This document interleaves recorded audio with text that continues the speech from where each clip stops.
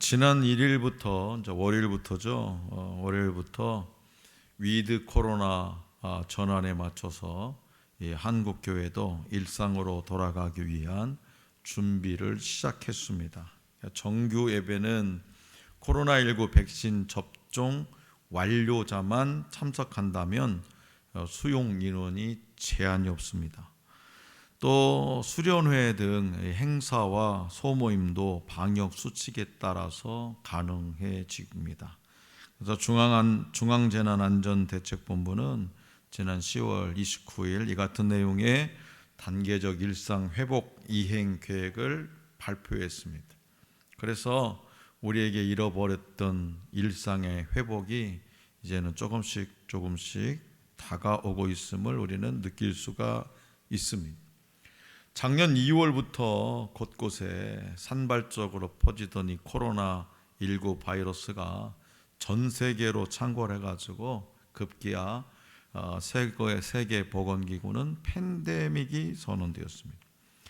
당시 이탈리아에는 2주 동안 국민들에게 이동 제한령이 내려져서 모든 국민이 집에서 이렇게 갇혀 지내야만 했습니다. 그래서 답답함과 절망 속에 있던 이탈리아 국민은 집 발코니에 나가서 노래를 부르며 서로를 격려하기 시작했어요. 그들은요, 힘내세요라고 쓴 종이를 펴들고 노래를 불렀대요. 힘내세요. 이탈리아의 유명 비올리스트인 다닐로 로시도 포기하지 말자, 우리는 할 수 있다 라는 현수막을 내걸고 자기 집 발코니에서 비올라를 연주했어요. 재난과 시련 속에서 희망을 잃지 않고 서로에게 용기를 주며 회복을 기대했던 것입니다. 오늘 우리에게 주신 본문 말씀은 예루살렘 회복에 대한 스가랴 선지자의 예언입니다. 그러니까 당시 이스라엘 사람들은 바벨론 포로 이후 예루살렘에 돌아와 힘겨운 삶을 살고 있었어요. 왜 힘겨우냐?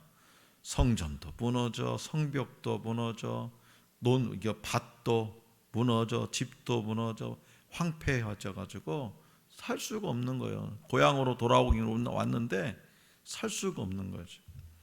하루하루가 긴장과 불안의 연속이었어요. 왜 그러냐? 또다시 바벨론이 와서 끌고 가면 어쩌나. 또 다른 이방 민족이 쳐들어오면 어쩌나. 심지어 그들은 사방이 원수들로 둘러싸여 있어서 출입도 제대로 할 수가 없었습니다. 그들의 암담한 상황에 대해 본문 말씀 10절은 이렇게 기록하고 있어요. 이 날 전에는 사람도 싹을 얻지 못하였고 짐승도 싹을 받지 못하였으며 사람이 원수로 말미암아 평안히 출입하지 못하였으나 내가 모든 사람을 서로 풀어주게 하였느니라. 게다가 이방인들은 이스라엘 사람들을 향해서 끊임없이 저주와 욕을 퍼부었어요. 이러한 절망의 한가운데서 스가랴 선지자는 하나님께서 평강을 회복시켜 주실 것이라고 예언을 하는 거죠. 자, 본문 말씀 12절이에요. 자, 이 예언의 말씀, 평강의 예언 말씀 다시 한번 받들겠습니다. 12절 시작. 곧 평강의 씨앗을 얻을 것이라. 포도나무가 열매를 맺으며 땅이 산물을 내며 하늘은 이슬을 내리리니 내가 이 남은 백성으로 이 모든 것을 누리게 하리라. 아멘. 불안에 초조해서 어떻게 살지 모르는 절망 속에서 그렇게 살아가야 하는 이스라엘 백성들에게 하나님은 스가랴 선지자를 통해서 이렇게 평강을 회복시켜 줄 것이라고 예언을 해주는 거예요. 자, 성전이 조금씩 재건되고는 있었지만 이스라엘의 현실은 암담하고 불확실했습니다. 스가랴 선지자는 이러한 백성을 향해 예루살렘의 영광을 하나님이 회복하실 것이라고 선포하는 거예요. 하나님을 멀리하고 말씀을 가까이 하지 않으면 화를 당하고 멸망을 받게 됩니다. 하지만 하나님은 백성들이 벌 받는 것을 기뻐하시는 분이 아니에요. 다시 당신의 백성이 거룩함을 회복하고 하나님의 은혜를 충만히 누리기를 원하십니다. 이스라엘 백성이 뿔뿔이 흩어져서 포로 생활을 하게 된 것은 본인들이 자초한 일이었습니다. 하지만 하나님은 그들을 다시 회복하시고 구원하실 계획을 가지고 계셨던 거죠. 그래서 하나님은 놀라운 구원의 역사를 신속하게 성취하셔서 모든 것을 회복시키실 겁니다.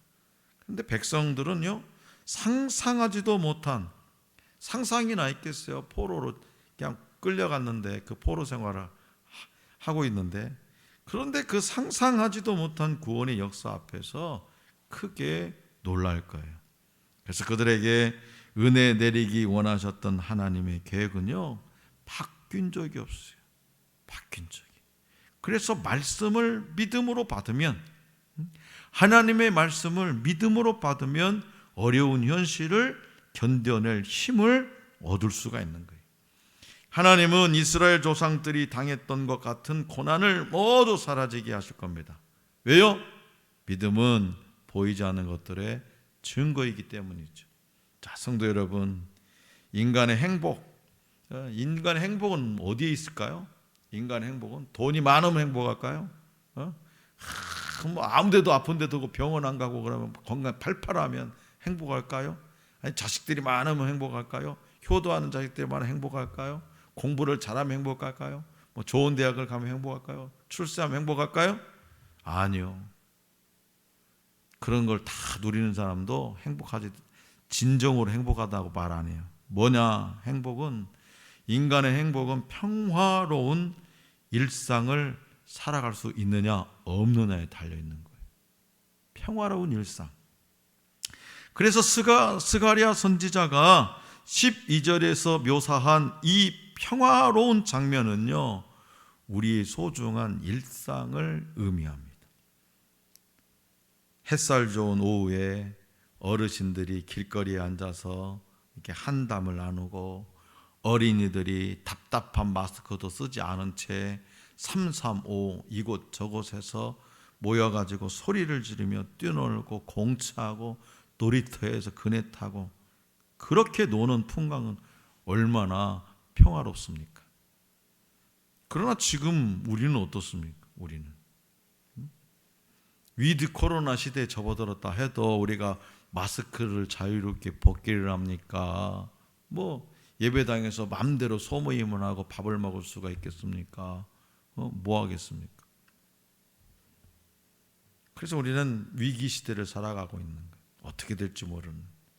그러니까 위기라는 말은 더 이상 경고의 말이 아니라 우리의 현실이 되었어요. 그래서 지난 2년 동안 한국교회는 코로나19 팬데믹이라고 하는 초유의 상황을 겪게 되었고, 그리고 개개인의 삶과 개인이 속해 있는 공동체, 더 나아가 사회와 국가, 세계화로 인해서 하나의 생활권으로 묶여있던 세계의 모습을 송두리째 바꿔놓았어요.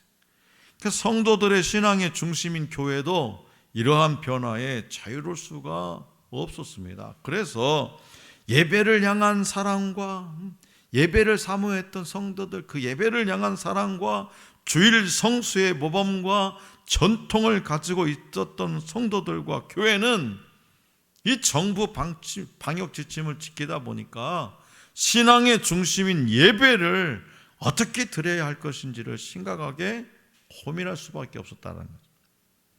코로나19의 발원이 어디냐, 코로나19의 책임이 누구에게 있느냐 하는 문제는 어찌 보면 표면적인 문제일 뿐입니다. 성경적인 관점에서 보면 지금의 문제는 하나님으로부터 너무 멀어진 인간이 자초한 일이. 바벨론의 포로로 끌려갔던 이스라엘 백성들이 왜 끌려갔냐? 그들이 자초한 일이기 때문에.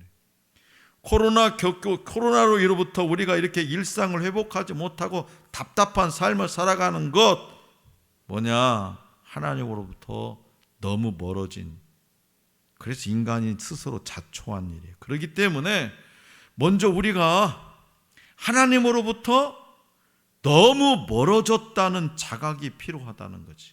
그동안에 대한민국 이 한국 교회의 그 평양 대부흥회로부터 시작된 그 성령의 부흥의 역사가 있었는데 어느 순간부터 먹고 살기 좋아지니까 이제 하나님으로부터 멀어지더라는 거예요. 그래서 회복하기에 너무 늦은 것은 아닐까, 되돌아가기에 너무 멀리 온 것은 아닐까 하는 두려움을 떨쳐내기 힘든 것이 지금의 현실입니다. 그러니까 그만큼 너무 멀리 와버렸어요. 그럴수록 우리는 하나님으로부터 너무 멀어졌다는 것을 인식하고 회복을 향해 가는 길을 찾아야 돼. 멀리 하던데 너무 멀리 돌아갈 수 없겠네, 에이 포기하자가 아니라 어떻게 하면 하나님께 다시 돌아갈까, 회복을 향해 가는 길을 찾아야 되는 거예요. 그래서 우리가 열심히 한다고 하더라도 방향이 잘못되면 잘못된 것이라고 했잖아요. 그래서 우리는 너무 멀리와서 이제는 돌아가야 돼. 그렇다면 어떻게 돌아가야 할까? 자, 에스라 선지자는 하나님으로부터, 오늘은 본문은 스가랴 선지자지만 에스라 선지자는 하나님으로부터 멀리 떠나 재앙을 자초한 우리가 무엇을 어떻게 해야 하는지를 잘 보여줍니다. 자, 에스라는 하나님과 멀리 떨어져 방황하는 백성을 위하여 어떻게 했냐? 에스라 10장 1절에 보면 하나님의 성전 앞에 엎드려 울며 기도하여 죄를 자복했다라고 했어요. 에스라 선지자가 하나님의 성전에 나가서 옷을 찢고 엎드려 머리를 풀어 헤치고 울면서 기도하고 죄를 자복했어요. 그랬더니 어떻게 됐냐?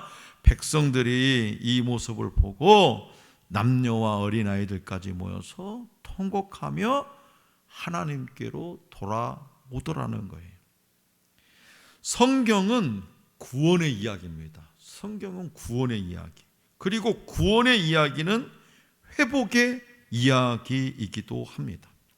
구원은 하나님의 창조에서 이탈된 삶이 다시 하나님의 창조 세계로 돌아가는 거예요. 하나님의 창조에서 이탈된 삶이 하나님의 창조 세계로 돌아가는 거예요. 그러니까 무슨 얘기냐? 네 맘대로 살던 것을 다시 이제는 뭐요? 네 맘대로 살지 않고 하나님 뜻대로 살아가는 삶으로 돌아가는 거예요. 그게 뭐냐? 구원이에요. 에덴의 자리로 돌아가는 것이요, 잃어버린 에덴을 회복하는 거예요. 하나님께 돌아가면 하나님이 회복시켜요. 내가 회복하는 거 아니라 하나님께로 돌아가기만 하면 하나님 회복시켜요. 회복은 누구한테 주권이 있느냐, 나한테 주권이 있는 것이 아니라 하나님의 주권에 속한 일이기 때문에, 그래서 하나님은 회복하시는 분이에요. 우리가 할 일은 뭐냐? 하나님이 회복해 주시도록 하나님께로 돌아가는 거예요. 에스라처럼 성전에 가서 울며 죄를 자복하고 통성으로 기도하는 거예요. 하나님은 말씀으로 천지를 창조하시고 말씀으로 우리에게 찾아오셨어요. 우리가 하나님께, 그리고 하나님의 말씀으로 돌아가면 하나님은 우리를 다시 회복시킵니다. 하나님의 영이신 성령님은 또 회복시키는 영이에요. 잃어버린 샬롬을 회복시키는 영이에요. 잃어버린 마음의 평화를 회복시키고 깨어진 수많은 관계들을 회복시키십니다. 자연과 인간, 인간과 인간, 인간과 물질, 이런 깨어진 관계를 회복시킵니다. 탕자가 모든 것을 잃고 집으로, 아버지 품으로 돌아왔을 때 아버지는요, 두말하지 않고 어떻게 했어요? 두 팔을 벌리고 안아주셨어요. 그리고 발에 신을 신기고 손가락지에 반지를 끼워주고 아들의 신분을 회복시켜 주셨어요. 잔치를 열어서 기쁨을 회복시켜 주셨습니다. 성도 여러분, 이제 우리는 위드 코로나 시대를 살아가. 위드, 코로나 바이러스와 같이 살아야 한다는 거예요. 우리는 지금까지 우리 눈에 보이지 않는 여러 바이러스와 다 같이 살았어요. 제일 가까운 바이러스는 뭐예요? 우리 일상이 제일 가까운 바이러스는 감기 바이러스. 감기도 바이러스의 종류잖아요. 그러니까 우리는 이제는 감기처럼 코로나도 그렇게 같이 살아가는 거예요. 그렇기 때문에 이제 우리는 하나님을 기준으로 삶의 수많은 관계와 질서를 재정립해야 됩니다. 2년 동안 우리가 너무 해이해진 것, 또 풀어놨던 것, 그냥 대충 넘어갔던 것, 이런 것들을 다시 하나님을 기준으로 삶의 수많은 관계와 질서를 재정립해야 되는 거예요. 하나님 앞에서 모든 것을 제자리로 돌려 놓아야 됩니다. 하나님께 드리는 예배부터 시작해서 기도, 찬송, 교제 등등 모든 것을 제자리로 돌려 놓아야 돼요. 인간 중심의 예배에서 하나님 중심의 예배로, 사람들에게 초점을 맞춘 예배에서 하나님께 초점을 맞춘 예배로 돌아가야 되는 거예요. 나의 뜻, 나의 꿈을 위한 기도에서 이제는 하나님의 뜻을 위한 기도로 돌려 놓아야 돼요. 나를 즐거워하는 찬양에서 오직 하나님을 높이고 하나님만을 즐거워하는 찬양으로 돌려 놓아야 돼요. 한번 생각해 보세요. 우리가 신앙생활 지금 어떻게 해왔는지.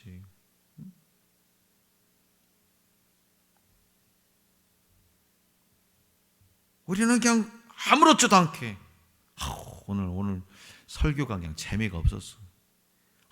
찬양이 왜 이렇게 지루하냐.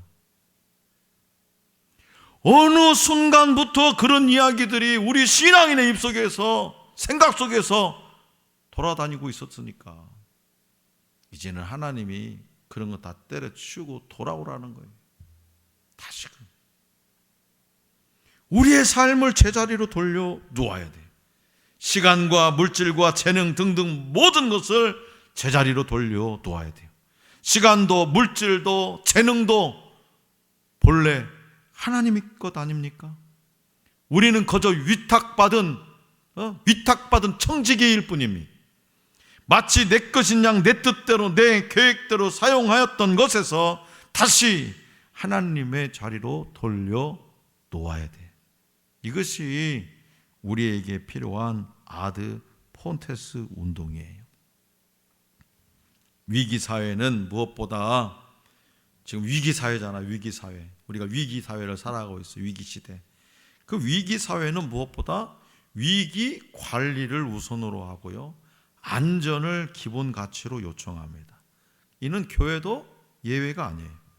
교회는 안전한 곳이어야 하고요, 동시에 세상의 안전함을 넘어서 위험한 교회가 될 수 있어야 돼요. 이해가 가세요? 교회가 안전한 곳이 되어야 됨 동시에 세상의 안전함을 넘어서 위험한 교회가 될 수 있어야 된다. 코로나19 이후에 안전한 교회와 복음적인 삶, 즉 세상이 감당하기 어려운 위험한 신앙의 여정을 감당할 수 있는 교회를 세우기 위해서 우리 신앙인 한 사람 한 사람이 더욱 신앙인다운 신앙인이 되어야 한다, 그런 말씀이에요. 그래서 코로나, 다시 말해서 안전하지만 위험한 교회는 오로지 말씀 위에서 하나님의 나라와 의를 앞세우는 교인들, 복음과 공공성의 차별성을 삶으로 실천하는 교인들이 건강한 교회를 세우는 과정에서 오는 결과입니다. 그래서 코로나19로 드러난 다양한 문제들에 대한 어떤 신학과 교회가 인간과 사회, 자연을 아우르며 성찰하고 새로운 실천적 응답을 모색할 때에 우리의 삶과 문화 가운데에 비로소 진정한 회복을 이뤄낼 수 있게 됩니다. 그러므로 지금의 상황이 너무 힘들고 어려워서 평화로운 일상의 리듬이 깨진 이들이 있다면 하나님께서 주시는 평강의 회복을 기대하시기 바랍니다. 하나님께서 평화로운 일상의 회복을 약속해 주셨음을 믿으시기 바랍니다. 진정한 회복은 과거로 돌아가서 과거의 것을 재현하는 것이 아니라 성경으로 돌아가 성경의 정신을 살리는 것이라는 것을 가슴 깊이 새겨서 기도와 영성이 회복되어서 다시금 주님이 기뻐하시는 하늘 소망 교회를 세워가는 우리 모두가 될 수 있기를 간절히 기원합니다.